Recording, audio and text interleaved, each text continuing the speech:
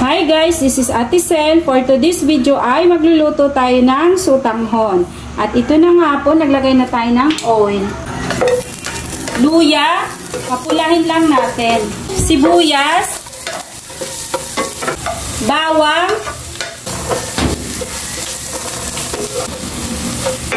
manok,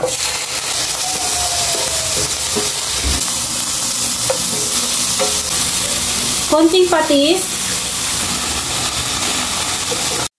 takpan hanggang magpawis ang mga chicken, aswete, ayan, pampakulay lang po yan.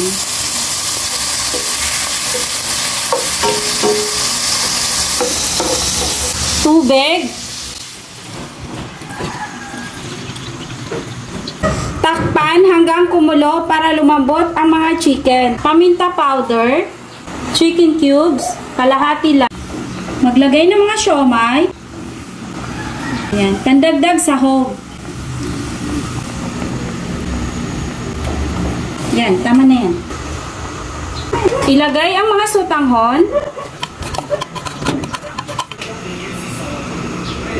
Ilagay ang patola, sili, at dahon ng sibuyas.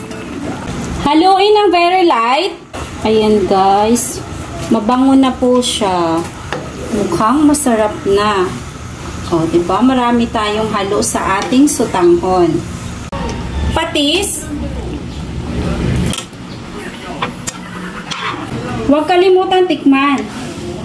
Okay na siya guys.